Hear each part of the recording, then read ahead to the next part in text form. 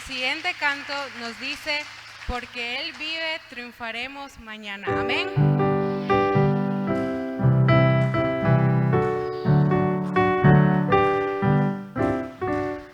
Dios nos envió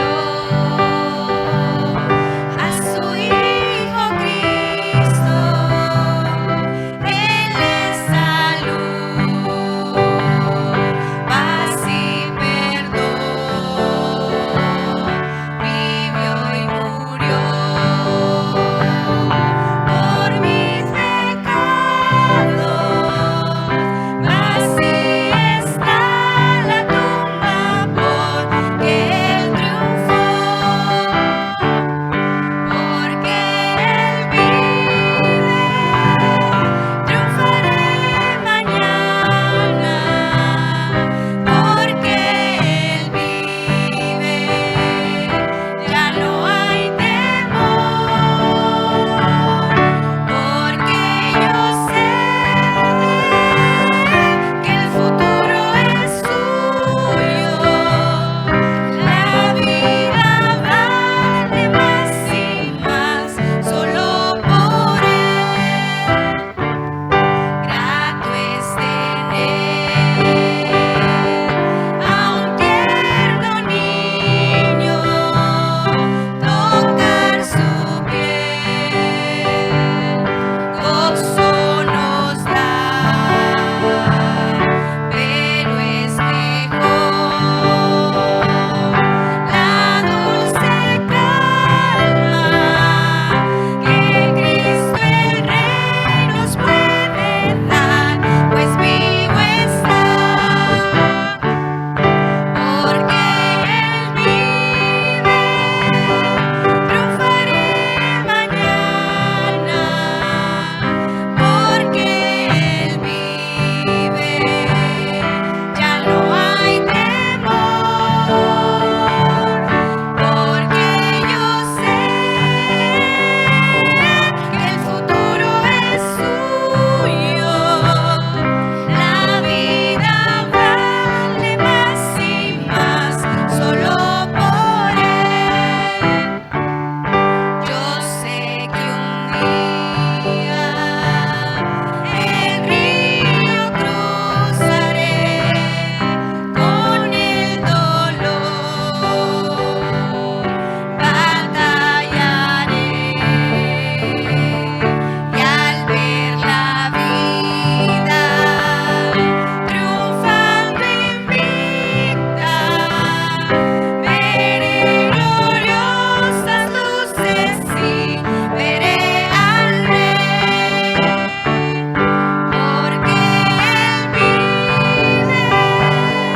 triunfaré mañana, porque Él vive, ya no hay temor, porque yo sé que el futuro es suyo, la vida vale más y más solo por Él. Amén, hermanos. Así, con el mismo gozo, vamos a pasar con la Santa Cena. Pueden tomar asiento.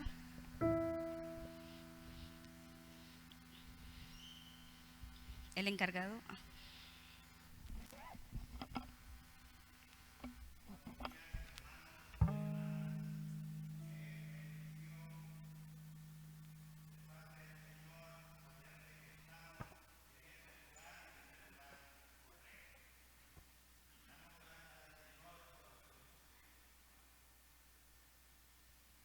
Que lo encienda. Que lo encienda. Estar vivos es una bendición. Y qué privilegio tenemos esta mañana de estar de fiesta. ¿Cuántos sabían que estábamos de fiesta? Amén. Sí, estamos de fiesta. Y por eso nos gozamos. Y saben, desde acá se ven bellos, preciosos. Y es que en realidad, como dice el libro de Proverbios, no hay rostros feos, los que hay son corazones tristes. Pero en esta mañana todos estamos gozosos, la tristeza se va, porque ante la presencia del Señor lo que hay es plenitud de gozo. Hay plenitud de gozo en la presencia del Señor. Y qué bueno de que desde hace un mes sabíamos que cada primer domingo hay cena del Señor. Y 8 días también se nos recuerda, hay cena del Señor. ¿Para qué nos sirve este tiempo, verdad? Para prepararnos. Todo el tiempo tenemos que prepararnos, ¿va? Todo el tiempo. Pero para un acto tan especial como es la cena del Señor, tenemos que estar preparados. Preparados para tomarla. ¿Por qué razones? Pues hay muchas razones por las cuales tenemos que estar preparados, como lo dice el apóstol Pablo. Pero antes de pasar a ello, te pido de que cierren sus ojitos y oremos juntos. Padre, te damos gracias por esta mañana, gracias por la vida, gracias por este ministerio, gracias por cada familia aquí representada, gracias por la oportunidad que nos das de participar de tu cena, Señor, que tú has preparado en esta mañana para bendecirnos y para fortalecernos. Gracias, Padre, en el nombre poderoso de Cristo Jesús. Amén y amén. Déselo a Él. Él se merece la honra y se merece la gloria. La cena del Señor fue instituida por el Señor. Antes los israelitas la celebraban recordando que habían salido de la esclavitud de Egipto. Hoy nosotros la celebramos gozosos, animados, sabiendo que el Señor nos sacó de la esclavitud del pecado. El pecado atormenta. Y estábamos en ese tormento, pero el Señor con su sangre preciosa nos sacó de la esclavitud del pecado. Y gracias a eso, a esa sangre preciosa, nosotros sí podemos decir que vamos a tomar la cena del Señor, porque estamos preparados. ¿Cuántos estamos preparados? Gloria a Dios por los que están preparados. ¿Qué significa esto de estar preparados? Es decir, si estamos en pecado, ¿seremos dignos de tomarla? Definitivamente de que no. Si estamos en adulterio, si estamos en fornicación, ¿qué es adulterio? Tener relaciones fuera del matrimonio. ¿Y qué es fornicación? Estar teniendo relaciones no estando casados, ¿va? Entonces, en ese sentido,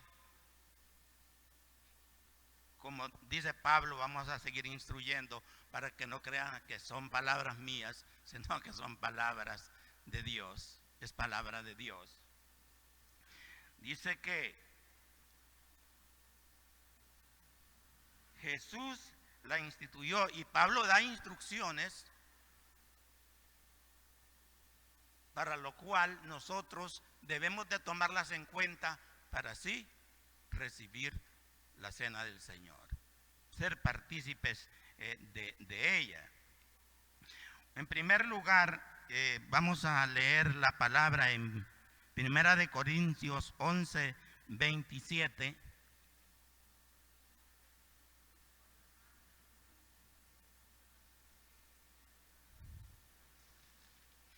Corintios 11, 27. Si ya lo tienen, pueden decir amén. Aquí Pablo da las instrucciones o es decir, las reglas para tomar la cena del Señor. Mi Biblia dice tomando la cena indignamente. Indignamente. Dice de manera que cualquiera que comiere este pan o bebiere esta copa del Señor indignamente. Entonces la palabra clave acá es indignamente. ¿Y qué es indignamente? Indignamente es no, la persona no ser digna significa no ser persona de confianza, no tener la confianza, no tener, por ejemplo, cuando alguien deja un testamento, dice, primero toma en cuenta si es digna de confianza esa persona. Entonces, dignamente eso significa merecer. ¿Merezco yo tomar la cena del Señor? Esa es una pregunta que tenemos que hacernosla. No tomarla a la ligera, como muchas veces quizás lo hemos hecho.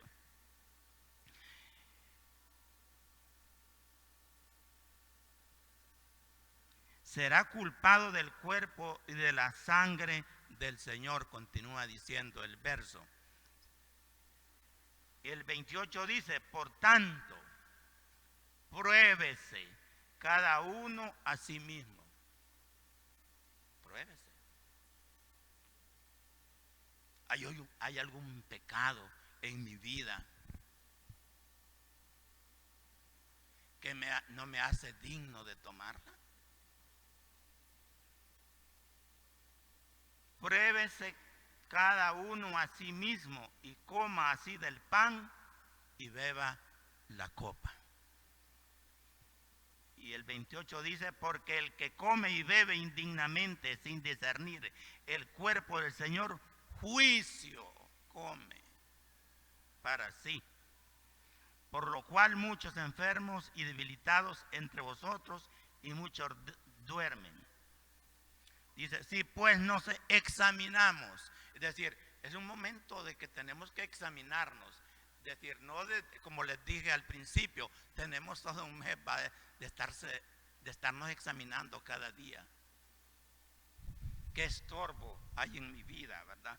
Para que la presencia del Señor no pueda estar en mí. Porque sabe, el pecado nos aleja de la presencia de Dios y nos hace perder la comunión. Gracias. Y nos hace perder la comunión con Él.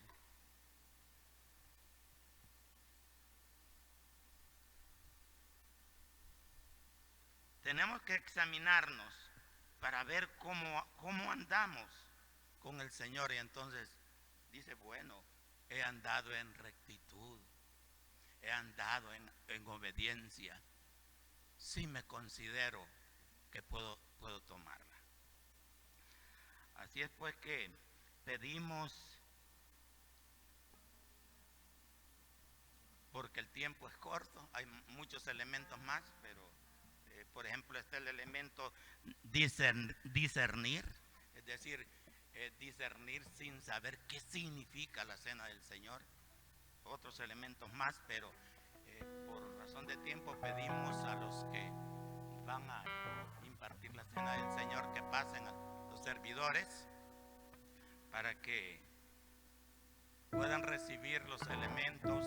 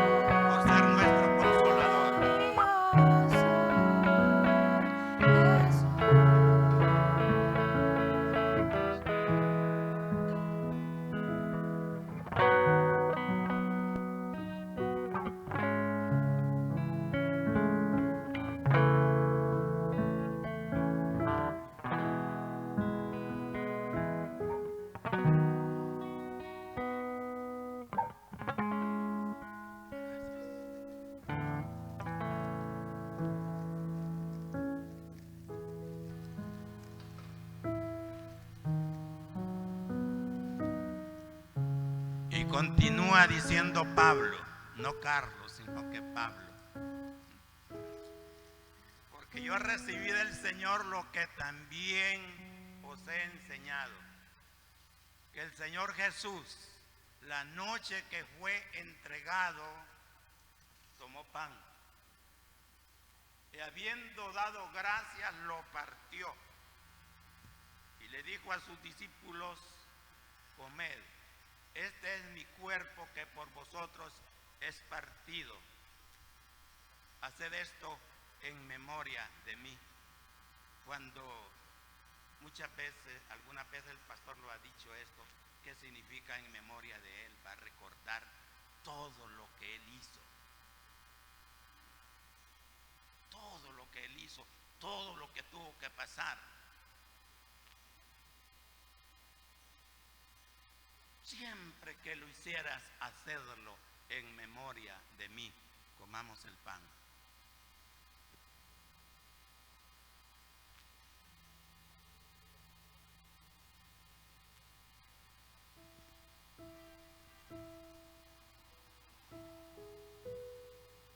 Asimismo, después de haber cenado y habiendo dado gracias, tomó la copa. Y digo, esta es la copa del nuevo pacto en mi sangre. Siempre que la bebiereis, hacedlo, vuelve a repetir, en memoria de mí, porque a veces somos olvidadizos. Hacerlo en memoria de mí. Así es que bebamos de la copa, que es el vino que simboliza la sangre de nuestro Señor Jesucristo.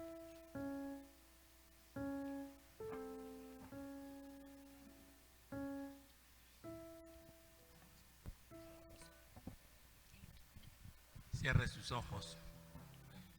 Padre, te damos gracias por este momento glorioso en que hemos sentido tu presencia y te hemos invitado en este acto a que entres a nuestra vida y que seas tú quien tengas control, tomes el control de ella. Gracias, Espíritu Santo, por ser nuestra guía, nuestro consejero, nuestro consolador. No te apartes de nosotros. Ayúdanos a fortalecernos cada día para ser ejemplo, ser modelo, dar testimonio a los demás del poder de tu evangelio. En el nombre poderoso de Cristo Jesús. Amén y amén. Bendición. Le invito a ponerse de pie, seguir con este momento de reverencia a nuestro Dios, con un momento de gratitud y decirle gracias, Padre, porque no es casualidad de poder estar en tu casa. Como dice este canto, de tal manera tú me sigues amando. De tal manera me amó, que su vida no escatimó.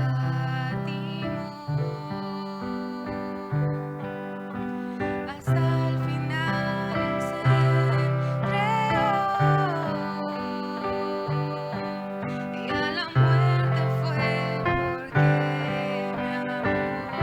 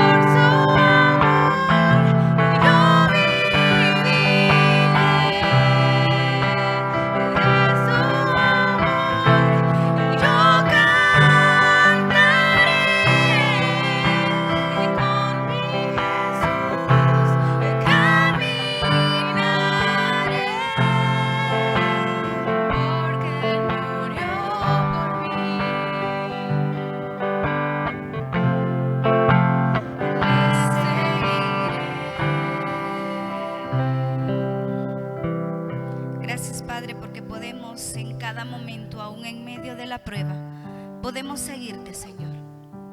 Y no dudamos que tu mano nos sostiene como lo ha hecho hasta ahora.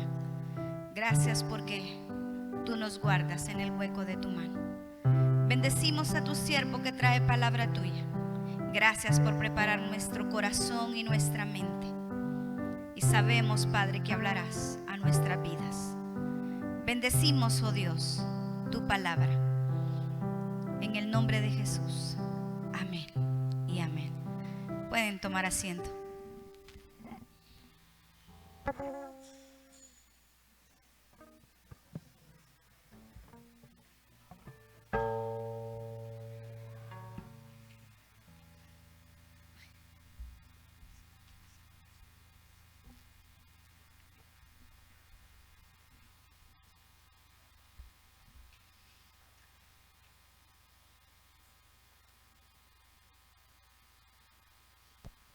Buen día tengan.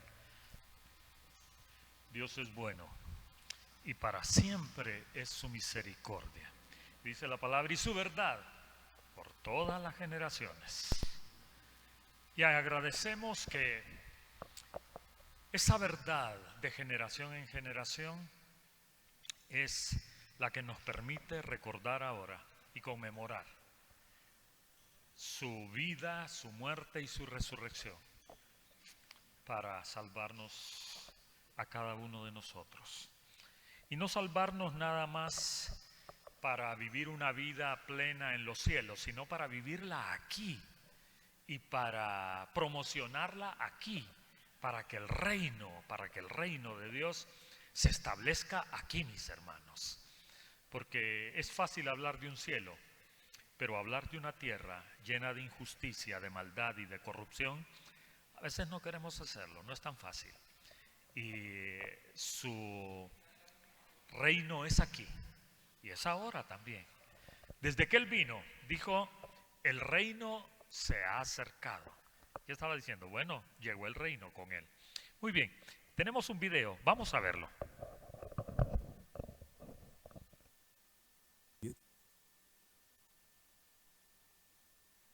Su historia y su destino cambiaron completamente por un accidente de esquí. Hoy, con apenas 44 kilos de peso, lucha por sobrevivir. Una de esas me encontré. A veces me pongo a hacer una evaluación de mi vida. En una de esas me encontré con la historia del piloto Michael Schumacher. Con un gran currículum, fue ganador del Grand Prix en 1991. Fue 7 veces campeón mundial de la Fórmula 1.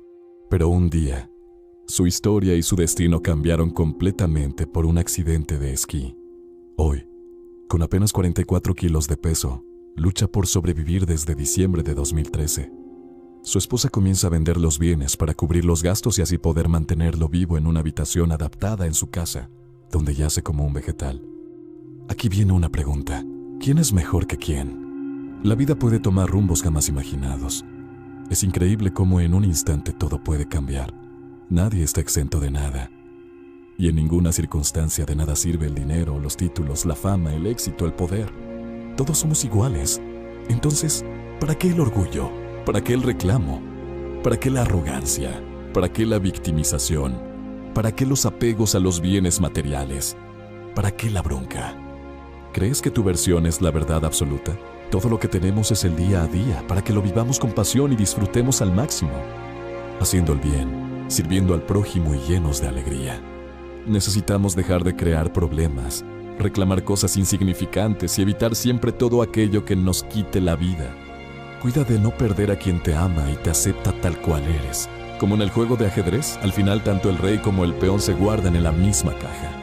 Vale la pena examinarnos sobre lo que hemos hecho. Nacemos sin traer nada. Morimos sin llevarnos nada. Absolutamente nada.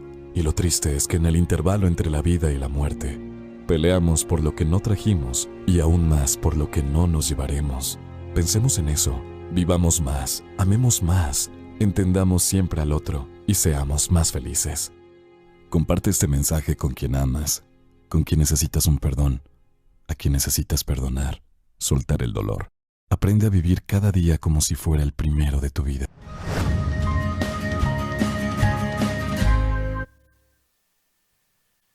No sé si pudieron escuchar bien lo que decía, ¿sí? en una de las frases dice, ¿por qué el apego? ¿Por qué el apego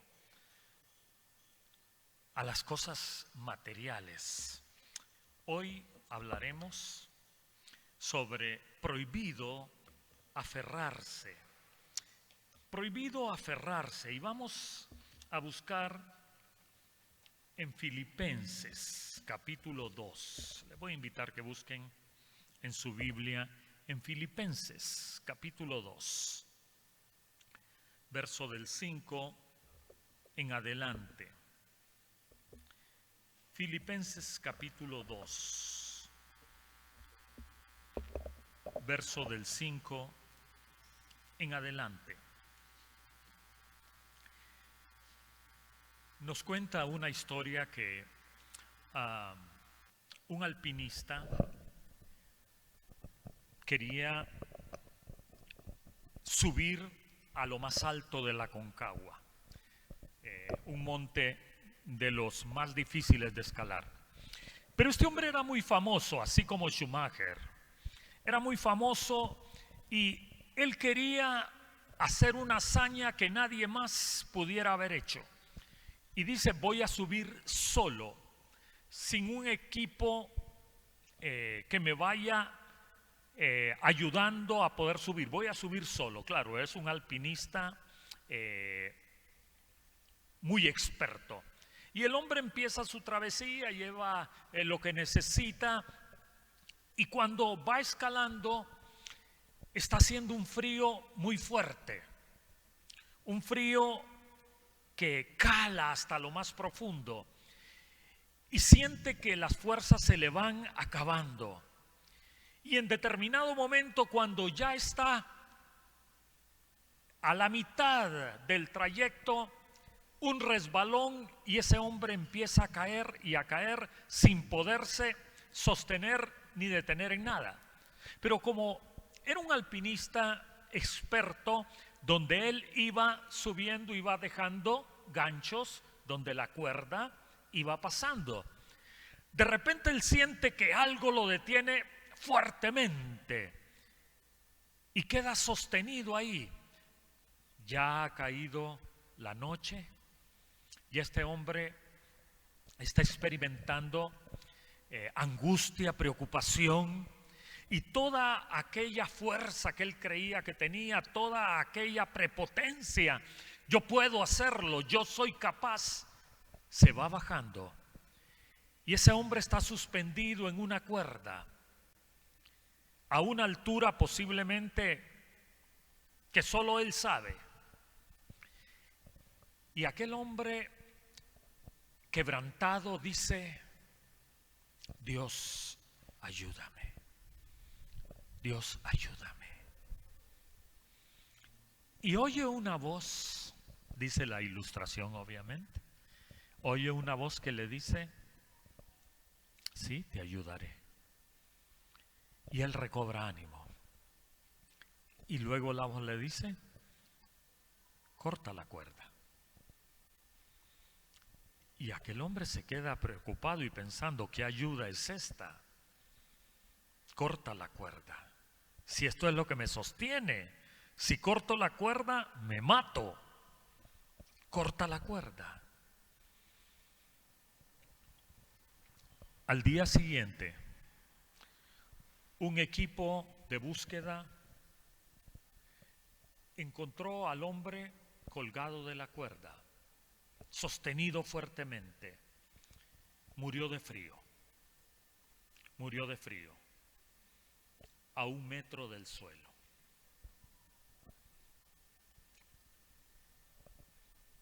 ¿De qué nos estamos aferrando, mis hermanos?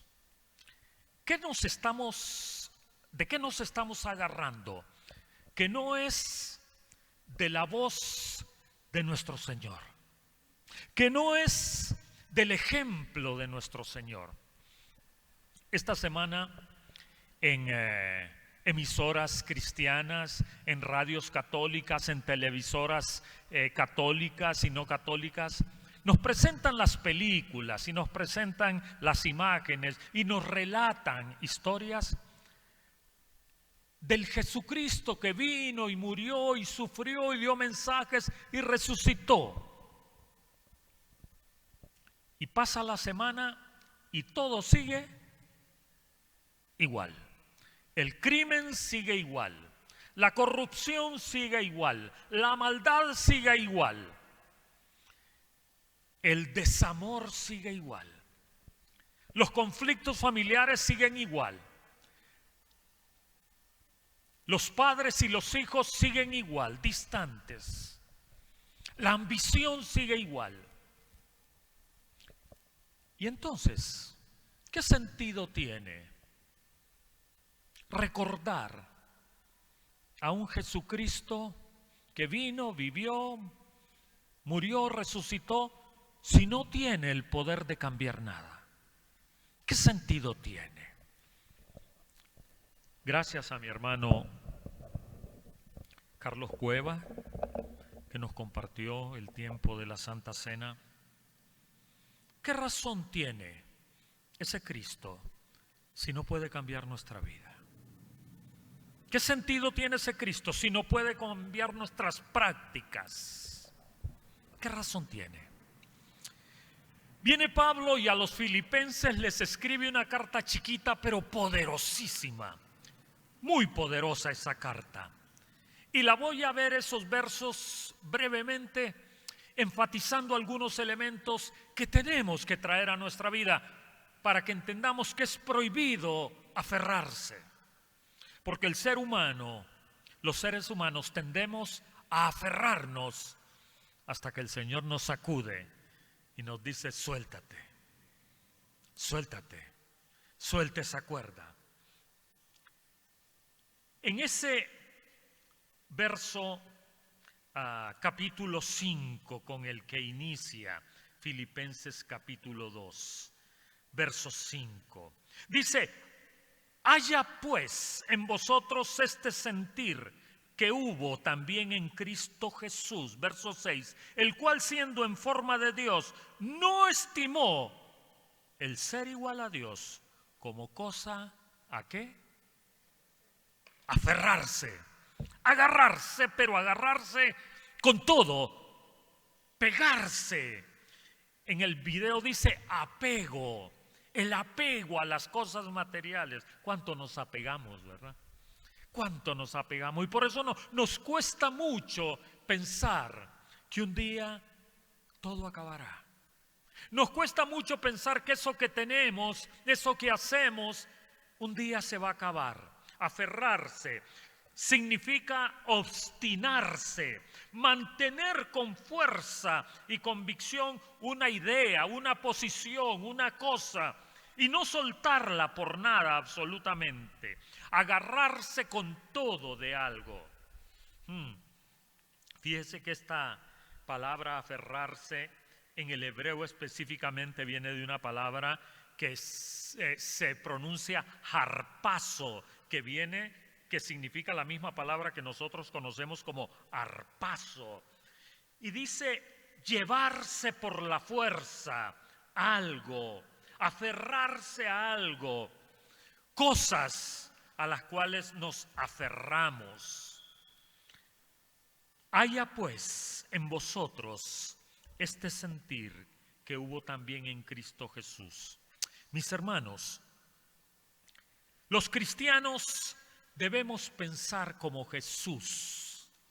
Los teólogos, aquí está mi hermana Ana Ruth, que es teóloga. Los teólogos piensan como Jesús y escarban y buscan. Y es importante, pero también los cristianos debemos actuar como Jesús, los siervos, con el testimonio, siguiendo las pisadas de Jesús. Antes, cuando éramos jovencitos, algunos de ustedes siguen siendo jovencitos, otros más o menos, pero lo recordamos algunos, que se popularizó una pulsera que decía: ¿qué haría Jesús? Fue muy popular y los cristianos la comprábamos y nos la poníamos. ¿Qué haría Jesús? Y nos obligaba a pensar en cada acto de nuestra vida. Como yo estoy actuando, ¿actuaría Jesús?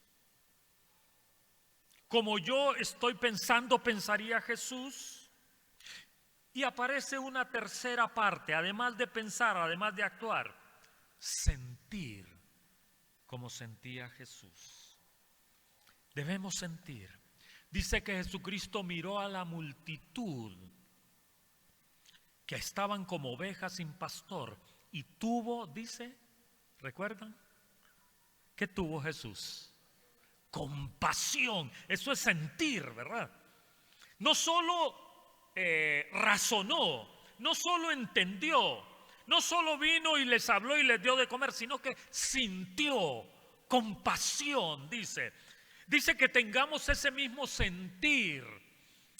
¿Qué sentir tenemos, mis hermanos? Mire, el mundo ahoga nuestra vida. Las cosas ahogan nuestra sensibilidad. Y dice el verso 7, sino que se despojó. El verso 6, perdón. El cual, siendo en forma de Dios, no estimó el ser igual a Dios como cosa a que aferrarse. Mire esas dos palabras, el siendo en forma de Dios, y luego dice, no estimó ser igual a Dios. Son cosas diferentes.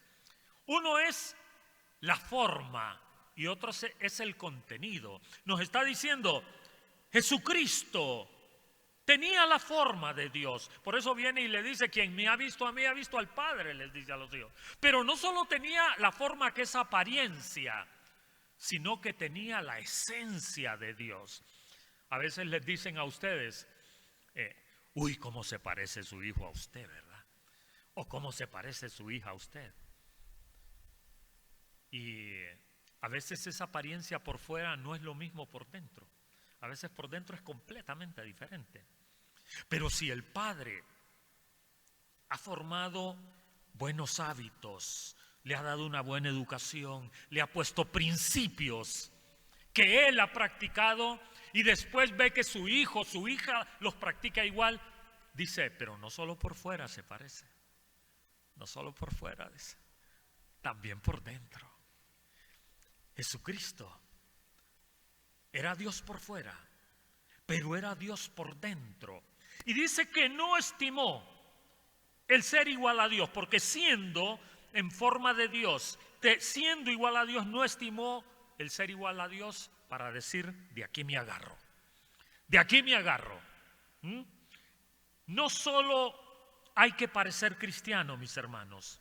Hay que ser cristiano. Hay que pensar como cristiano, actuar como cristiano, sentir y vivir como cristiano. Porque hoy en día las apariencias en las iglesias y como cristianos nos tienen apabullados. En todo aspecto nos tienen apabullados. Jesucristo en su forma era Dios, pero lo más importante, en su esencia era Dios. Y tú y yo no lo podemos obviar eso. Si Él actuó, pensó, sintió de la manera que lo hizo, nosotros deberemos hacer igual y no tenemos la capacidad para hacerlo. Es obra del Espíritu Santo. Es el Espíritu Santo que viene y nos hace que pensemos como Jesús, que actuemos como Jesús y que sintamos como Jesús, porque si lo queremos hacer en nuestra fuerza, imposible, imposible, no podemos hacer nada. Y en el verso 7 dice una palabra muy interesante, sino que se despojó a sí mismo, tomando forma de siervo, hecho semejante a los hombres. Mis hermanos, mire esa palabra cuando dice que Jesucristo se despojó. En versiones antiguas dice se desnudó.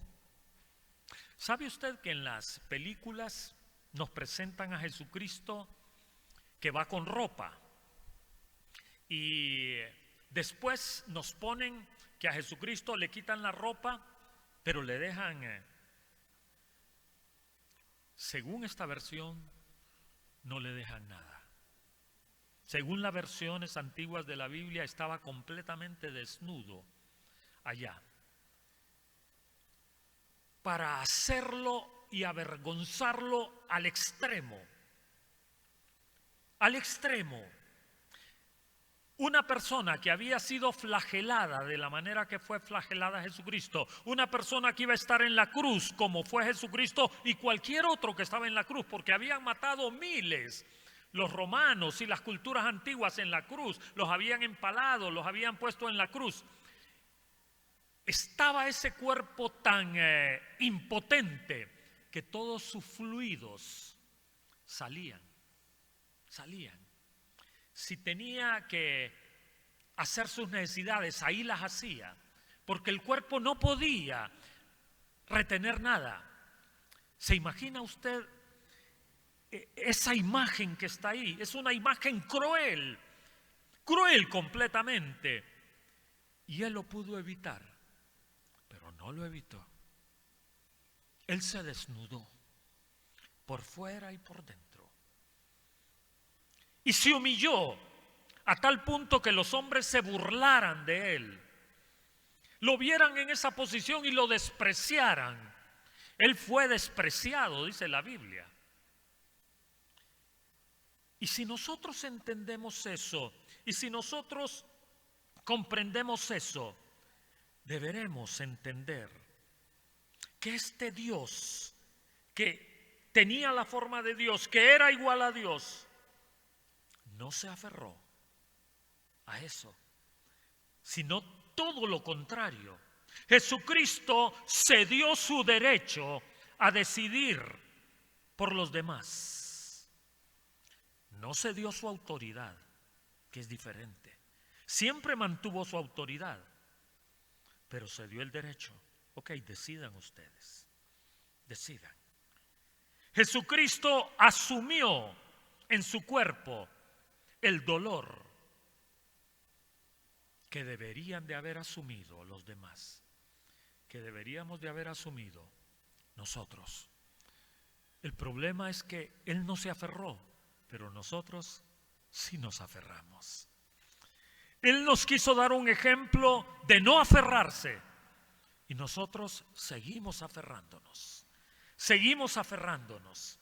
Dice el verso 9, si lo miran ahí.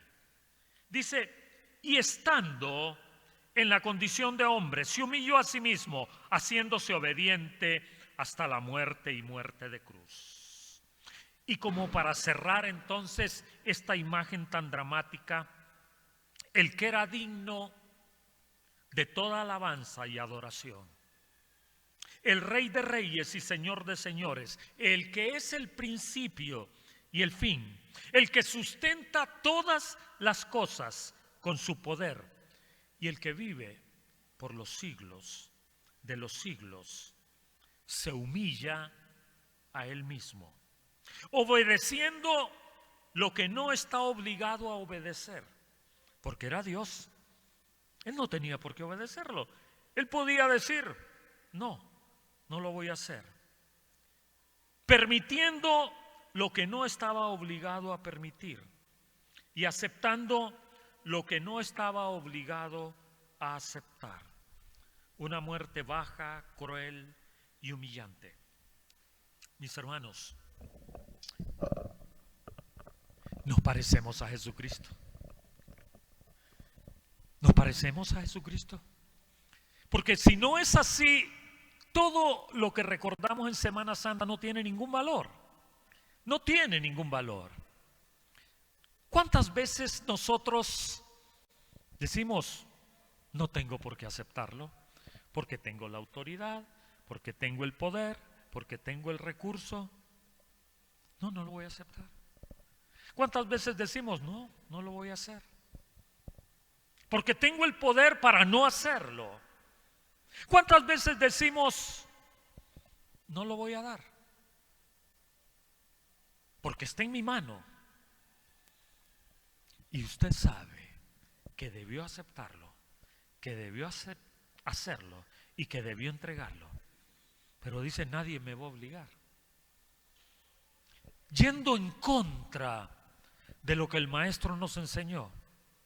Cuando pudimos tener una actitud humilde que iba a marcar la diferencia de nosotros como siervos de Dios y el mundo, no lo mostramos. Hicimos todo lo contrario. Si es que Él me dice 2, yo le digo 5. ¿Ah? Sí, ¿verdad? No, ese es el ejemplo de Jesucristo. Y si no, ¿para qué celebrar Semana Santa? ¿Para qué? Absolutamente para nada.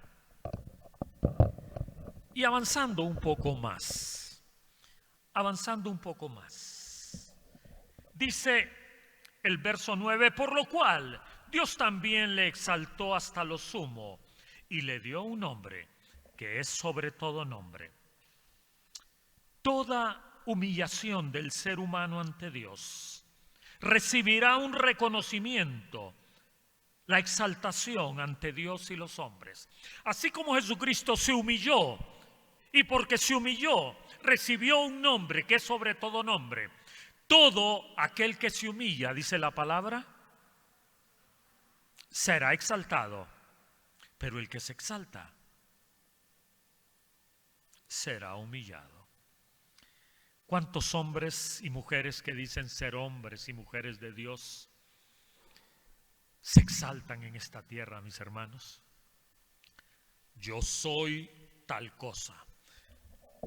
Andábamos haciendo unas compras por ahí en Valle de Ángeles y cierto caballero que estaba ahí donde estábamos nosotros nos dice: yo soy pastor también. Y le dice Rosa María es muy perspicaz, pero no dice las cosas con maldad. Aclaro, o digo yo, no sé. Pero le dice Rosa, y tiene aquí su iglesia, le dice. Y él no halló que decirle, le dice, no, es que yo soy pastor de pastores, le dice. ¡Wow! ¡Wow! Mire, yo recuerdo cierta vez que un predicador que está allá en Miami predicando dice, es que yo soy apóstol de apóstoles. Mis hermanos, cuán fácil nos exaltamos. Y Dios dice, te voy a humillar por eso. Ese pastor está allá peleando con su esposa un montón de millones, avergonzado ante el mundo. Porque es tan fácil que nos exaltemos, ¿verdad? Yo hice esto, yo hice lo otro, yo fui el que esta actividad o lo otro, y yo siempre. No ese es el mensaje de Jesucristo, mis hermanos. Y con eso no estoy diciendo que no reconocemos las virtudes y el esfuerzo y las capacidades de las personas. Pero ante Dios nadie tiene nada que pueda presentar como una carta de garantía de lo bueno que es o de lo bueno que ha hecho. Absolutamente. Todo lo contrario. Pablo decía, todo lo que yo pude hacer bueno antes, lo considero como trapos de inmundicia.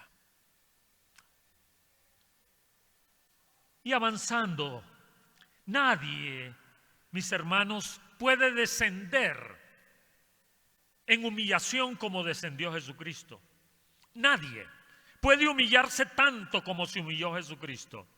Y entonces, ¿por qué nos cuesta tanto? En el hogar me cuesta tanto humillarme. En el espacio donde me muevo, me cuesta tanto aceptar con humildad el rol que se me ha asignado. Porque no quiero que nadie me mire de menos.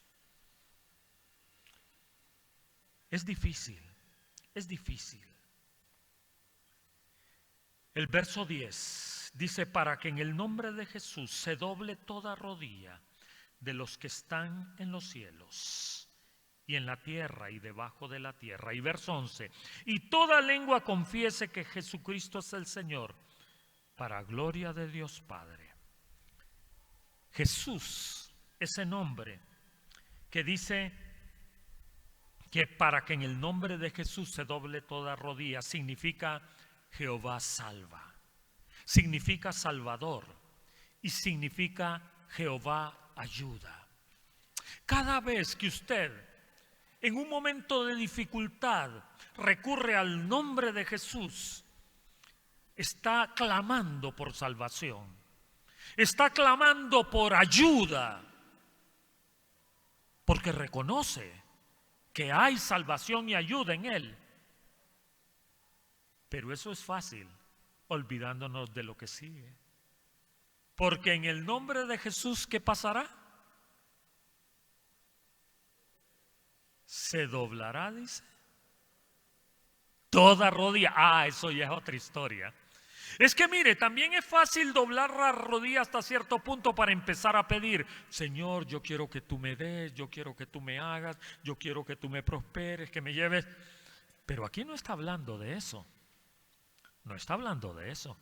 Cuando dice que ante este nombre se doblará toda rodilla, cuando dice que se doblará toda rodilla, indica sumisión, sujeción total, reverencia. Y claro, también indica debilidad de parte nuestra, postración de parte nuestra, súplica. Mis hermanos, el orgullo es cosa fregada. Cuando nos ponemos en el plano del orgullo y del yo, mire, se arman unos pleitos, se arman unas guerras, nos ponemos en posiciones tan intransigentes, aún dentro de la iglesia, ¿cierto? Cuando el yo dice, se para aquí, nadie lo mueve. Y cuando dice, ante Jesús se doblará toda rodilla, es: reconocerás tu debilidad, reconocerás tu naturaleza humana, quebrantada. ¿Cuánto nos cuesta eso? ¿Cuánto nos cuesta? Daniel, el gran sabio, dice la palabra que se arrodillaba. David, el gran rey, se arrodillaba. Ana, la mujer angustiada, se arrodillaba. Y aquella mujer considerada de vida no tan santa, también vino y se arrodilló ante él, que ni el nombre nos dan. ¿Y sabe qué nos quiere decir eso? Que ante él el rey no es más que aquella mujer angustiada que pedía un hijo. Que el sabio Daniel no es más que aquella mujer considerada prostituta. Son iguales, dice, son iguales ante Jesús. Son iguales, son débiles, se tienen que humillar, pero tienen ante el Señor en igualdad de condición salvación, ayuda. ¿Cuánto queremos y necesitamos de esa ayuda? ¿Cuánto queremos y necesitamos de esa fuerza, de esa autoridad que viene de parte de Él? Toda lengua, dice, confesará. Toda lengua declarará. Entonces, reconocer, mis hermanos, la superioridad de nuestro Cristo, pero reconocer nuestra inferioridad también ante Él. Porque el problema es que reconocemos que Jesucristo es Señor, pero yo soy un señorito también ante los demás. Y entonces, la famosa frase, de rodillas ante Dios y de pie ante los hombres, depende. Depende lo que Dios te haya mandado a hacer. Cuidado con que ese criterio nos haga creernos más que los demás. Y no permitamos que el ejemplo de Jesucristo nos lleve con Él, nos arrastre, nos inunde, nos sature de su bondad, de su misericordia y de su gracia. Reconocer que Él tiene la autoridad, pero también reconocer que Él tiene la misericordia, que Él tiene la bondad, que Él tiene la paz y el gozo que usted y yo necesitamos. Eso va a ser imposible, mis hermanos, si nosotros seguimos aferrados a ideas, cosas y personas de las cuales no debemos aferrarnos. Solo de Él y solo en Él y solo por Él debemos vivir la vida que nos han dado en este mundo, en esta tierra. Y si de alguien debemos aferrarnos, es de Él. Y si de algo debemos aferrarnos, es de su palabra. De lo contrario, el ejemplo de Jesucristo no tiene sentido. La Semana Santa no tiene sentido. Las vivencias religiosas no tienen sentido. Vamos a terminar y le vamos a decir al Señor que nos ayude para dejar de aferrarnos a eso que estamos aferrados. Cada uno de nosotros en algún momento de su vida se ha aferrado a algo o a alguien. Y no es la voluntad de nuestro Señor eso. Padre Santo, gracias te damos, porque nos has dado ejemplo de cómo vivir. Pero también te queremos pedir perdón, porque aún todavía estamos aferrados a cosas que no nos bendicen ni nos ayudan. Tú las conoces mejor que cualquiera, pero me cuesta soltarlas. Y necesito tu fuerza y tu ayuda para poder soltarlas. Necesito resucitar como tú resucitaste, a una vida diferente, a una vida de bendición. Ayúdame a encontrar la forma de cómo soltar eso y de cómo asirme a ti con todas mis fuerzas. Espíritu Santo, haz tu obra en mí esta mañana. Te lo pido en el santo nombre de Jesucristo.